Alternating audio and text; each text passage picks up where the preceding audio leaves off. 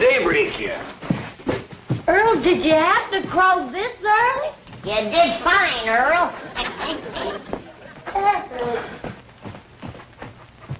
The early bird catches the worm. When we plow up that front yard out there, you're going to be up to your wishbone in them.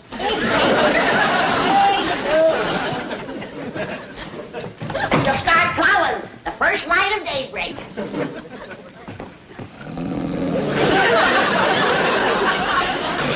Shame on you. City living has made you soft and lazy. Now get to your feet before the whole morning is wasted. It's already past 4 o'clock.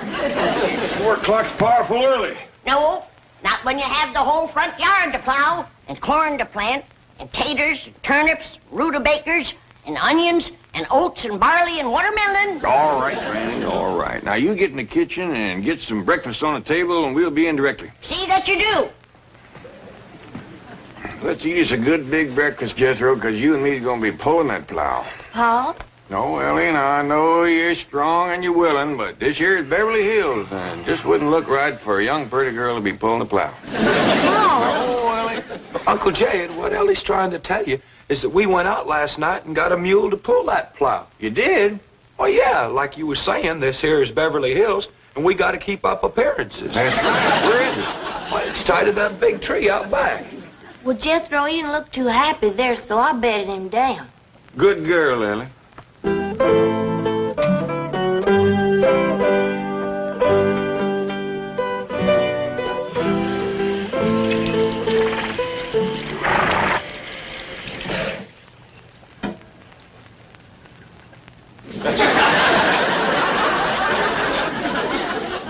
I didn't see no mule laying on the floor. Couldn't have seen a mule laying on the floor. There ain't no mule to see.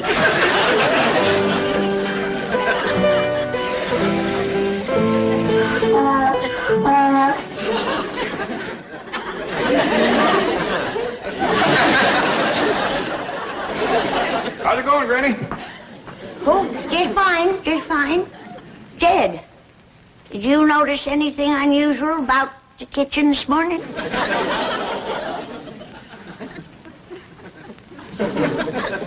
Nope. Unless you mean that mule sleeping on the floor over there. Oh, praise be, Jed. I thought I was having visions. Who brought him in here? You know as well as I do who's always bringing outdoor critters indoors. Well, see if you can get him back outdoors again. I don't cotton to mules laying around my kitchen. Tain't neat. I'll take care of him. Now then, young feller, if you'll just come along with me quietly. Don't rile him, Jed. I got kicked by a mule once. I want to tell you, it smarts. Henning, can I help you? You can help your pa get that mule out of here. You sure can. He won't move for me. Well, y'all just stay here and I'll talk to Nelson. Nelson? Come on, Nelson. If she could just talk to folks the way she talks to critters, we'd have us a politician in the family.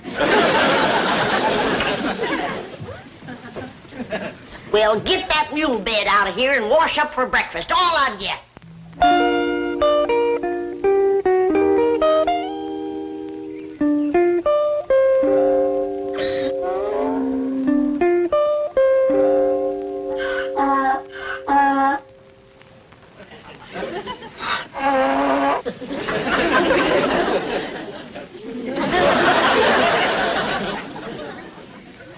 Looks like a good, strong mule, Jethro. I hope he's broke the plow harness.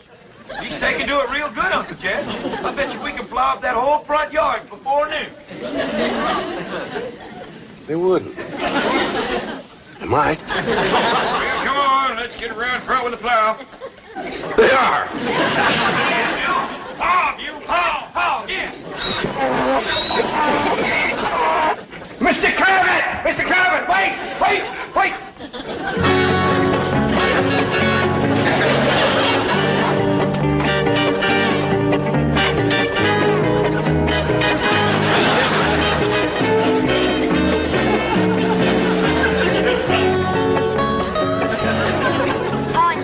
Bringing the plow.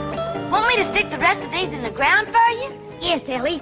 This being the dark of the moon, we'll plant the things that grow underground first, like our taters and our turnips and our onions and our beets and our radishes. Then comes the light of the moon, and we'll plant our corn and our beans and our tomatoes.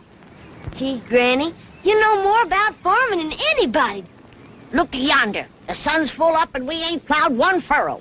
What will folks think of us around here? I reckon folks ain't out of bed yet.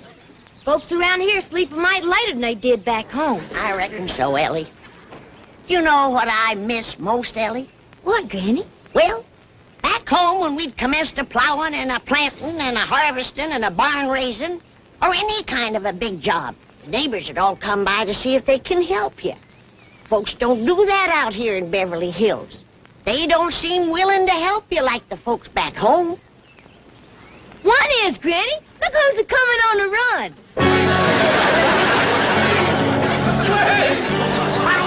I spoke too fast. He ain't only willing, he's anxious.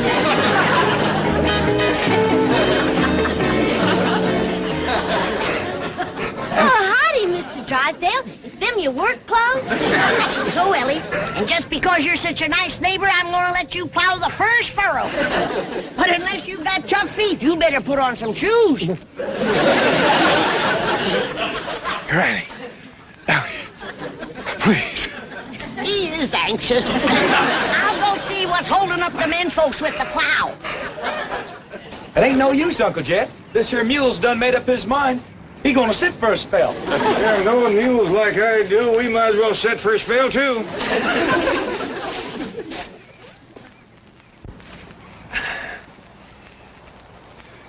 You know something, Uncle Jed? You're smarter than us. This sitting beats plowing any old day. No wonder we ain't getting any work done. I ought to take a switch to the three of you, sitting back here hiding and loafing. He's the one that's loafing. Ain't a thing we can do till he gets his fill. I'll see about that. Here, Destro.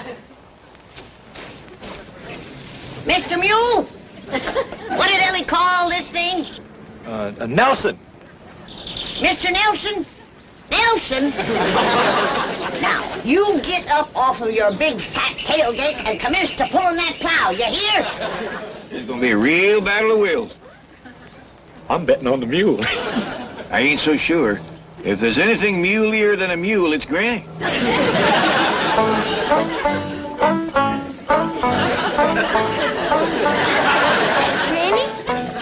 Granny? Ellie Mae, you busted the spell. Another minute and I'd have had that fella buffaloed. What's the trouble, Ellie? Mr. Drysdale said if we go to plowing up that front yard, a whole neighborhood will come storming over. Well, that's dandy. We got enough work for all of them. Well, I think you better have a talk to him, Granny. Sure is stirred up. All right, but you get that mule on his feet. Nelson's balking again, is he? That's a fact.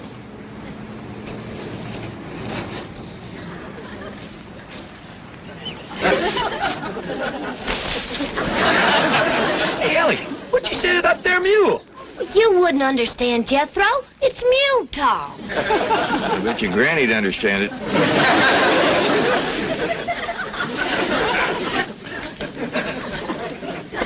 Hold on there. What are you doing? Granny, you can't grow things like turnips and onions here in front of the house. That's turnip and onion soil if I ever tasted it. You can't grow anything. There's a zoning ordinance here. Now you tell me. I already swallowed it. Bless you. Thank you. Granny, you don't Bless you again. You better get some shoes on your feet. Hi, Mr. Drysdale. Hey, Ellie got the mule up, Granny. Uncle Jed will be here with the plow directly. Bless you. I've got to get home and get some clothes on or I'll catch pneumonia. Promise me you won't do anything until I get back. I've waited as long as I'm going to wait. Jethro, you take him in the house and put some shoes on him and some dry clothes. Okay, Granny. Come on, Mr. Drysdale. No! Hey, you better never say no to Granny unless your hide wants standing.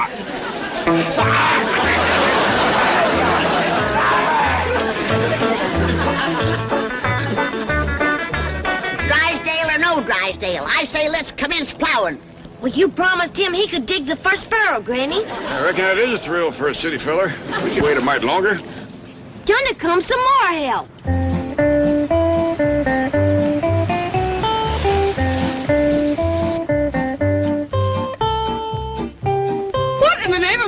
Mary Freeman are you doing? We're fixing to plow and plant. What does it look like we're doing? That's what it looks like you're doing. Oh, thank goodness I got here in time. You city folks are willing, but you sure don't know how to dress for plowing. Does Mr. Drysdale know about this? Oh, yeah, we was waiting for him to plow the first furrow. And we ain't gonna wait much longer. Granny, yonder he comes. Don't start yet! Don't start!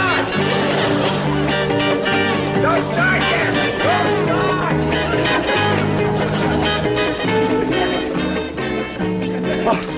It is Mr. Drysdale. I reckon he ain't done much plowing or he wouldn't be so all fired anxious. Miss Hathaway, am I glad to see you? The chief, you can't plow up this front lawn. There's a zoning ordinance here. We figure a little fertilizer will take care of that. Have you taken leave of Oh, your... shut up! I have no intention of plowing up this lawn, nor have allowing the Clampetts to do it. What did you say? Now, Granny, Mr. Clampett, let's all go into the kitchen, sit down, have a nice cup of coffee, and talk things over, eh? That's a city farmer for you. He ain't turned one spoonful of dirt, and already he's tired. Mr. Clampett, as your friend and neighbor, I beg you, I implore you, let me explain the whole thing. Well, while you two are jawing, I'll be plowing. Ellie Mae, pull up them markers. I'm going to start to work.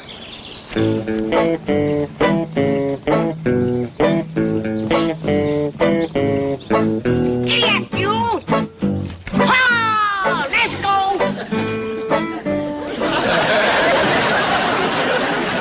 Here he goes again. Ellie Mae, get that Beverly Hills jackass on his feet. Should I, Pa?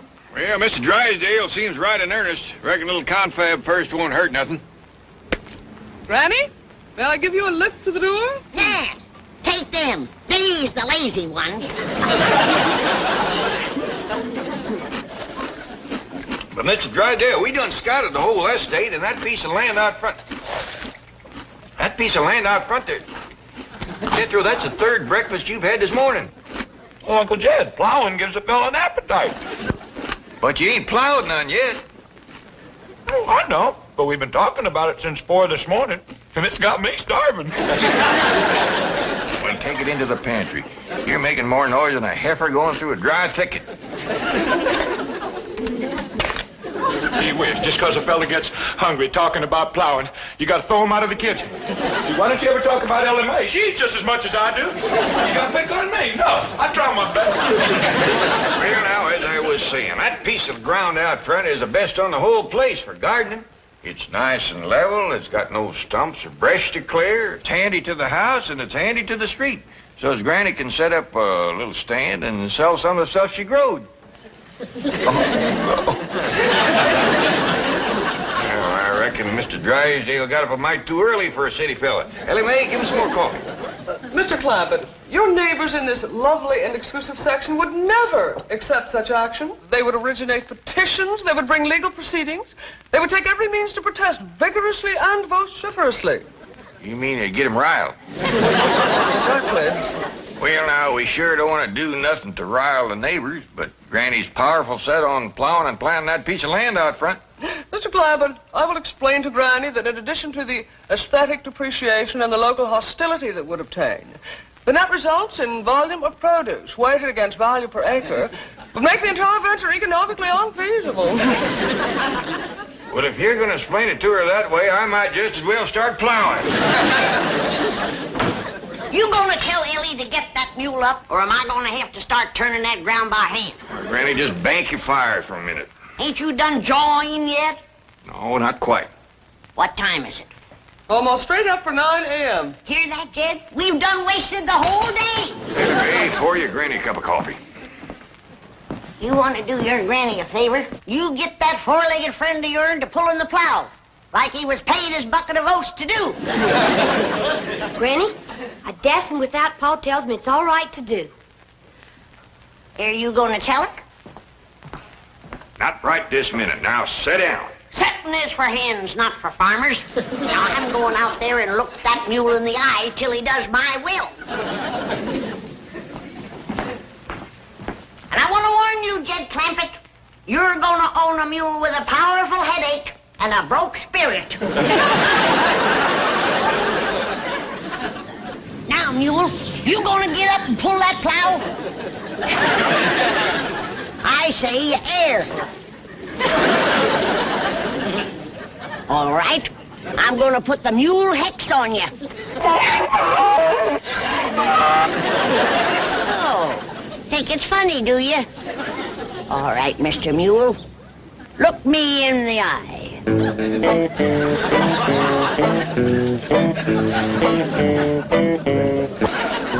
I hope your field trip idea works.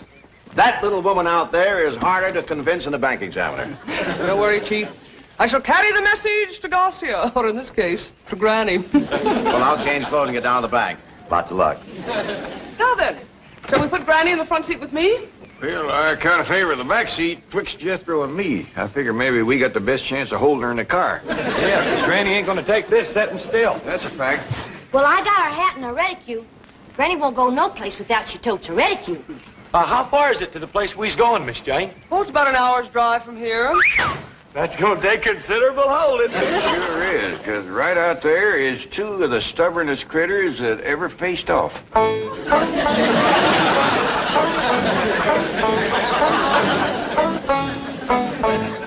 You're getting a headache. You're getting a headache. You better, because I sure am.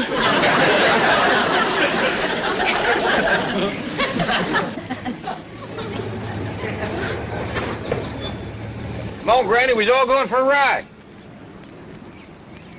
Well, if that don't take the roof off in the barn, loafing isn't bad enough. Now it's joyriding on plowing day. It ain't exactly joyriding, Granny. We got something to show you. Indeed we have, Granny. This will be a ride you'll never forget. That's for sure, because there ain't going to be no ride to remember. The pleasure is considerable if you come, Granny. Miss Jean's going to show us all about gardening and crop raising. That'll be the day when a city woman can show me. Jethro, I reckon in order to save time and palaver, you'd best fetch Granny along. Granny, you know I got to do whatever Uncle Jed says. Come on, Now, you have yourself a good time till we get home. There's lots of food and water, and you can go for a swim in the cement pond if you want to.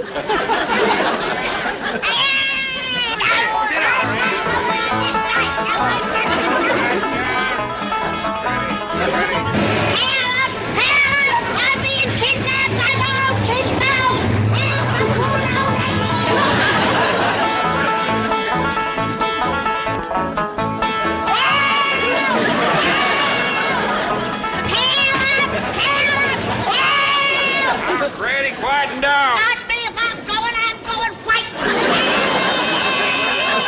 Quiet down. Look out yonder, Granny. Ain't that something? Now do you see why we brought you here? Sure I do. You want to drown me in one of them ditches. Ride by a bunch of killers. Be sensible. Why would we want to get rid of you? To get out of plowing and planting, that's why. I'm the only one that hasn't been spoiled rotten by city living. And you don't want me nagging your conscience. This was my idea, to show you how unnecessary it is to plow and plant. Look out there. These people make farming their life's work. By their efficiency and modern methods, they raise better crops and more of them than you and I could ever hope to. Speak for yourself, city woman. Now, there ain't nobody so wise that they can't learn something new. Well, don't expect me to learn them. Look at them, planting corn at the dark of the moontime. I'd like to see their faces when nothing comes up. Granny, the modern farmer is so efficient that each one feeds 28 people. Now, you hear that, Granny? You don't want to put men out of work with families that big.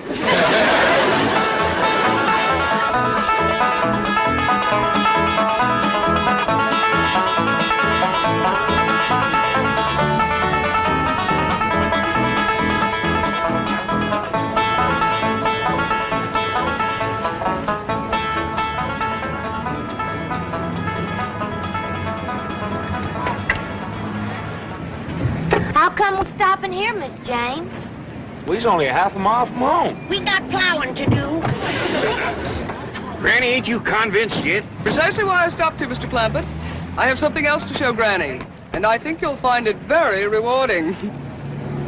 What does that mean? I think it means you're going to get a reward. In that case, get out of my way.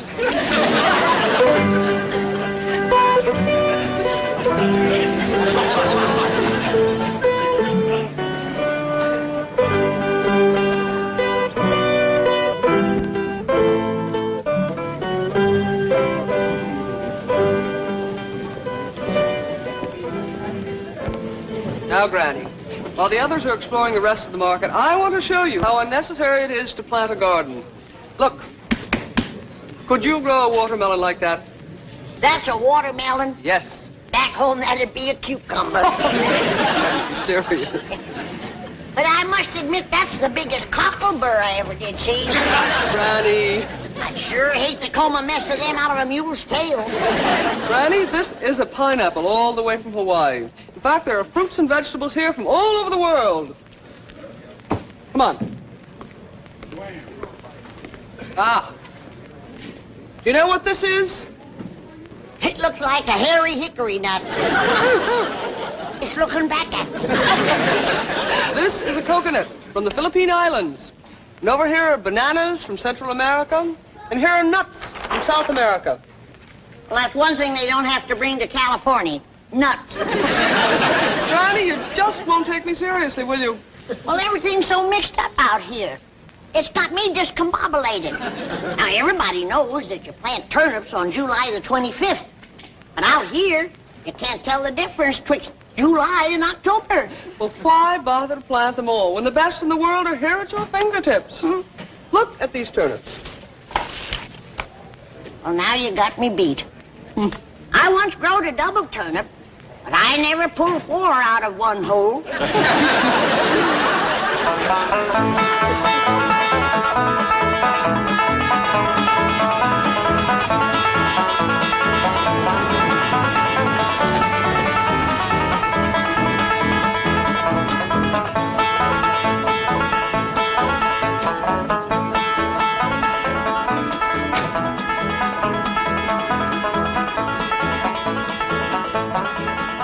How'd you like the trip? I liked it fine. Wasn't that supermarket an eye-opener? Best victual store I ever did see. Wonderful. Now let's get busy and start plowing. But, Granny, I thought you done give up the idea of growing your own victuals. I did, till I went through that thing they call the checkout stand where you pay for what you got. Well, I went through one of them. I thought it was pretty fair. Well, by dingies, when I can't buy a sack of victuals for $5,000, then I'm going to start growing my own. $5,000? Cold cash, my life savings. I handed that girl $5,000 and she handed it back to me. Said it wouldn't buy nothing.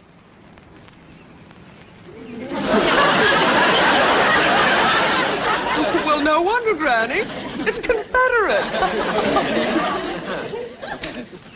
So am I.